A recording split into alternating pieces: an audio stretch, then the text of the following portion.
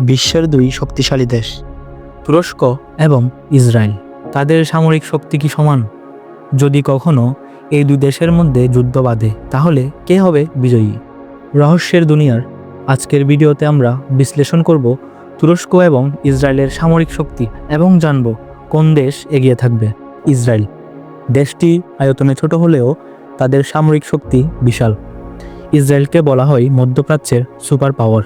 সামরিক বাহিনী ইসরায়েলের সক্রিয় সেনার সংখ্যা 1,70,000, তবে তাদের রিজার্ভ ফোর্স প্রায় 4 লাখ।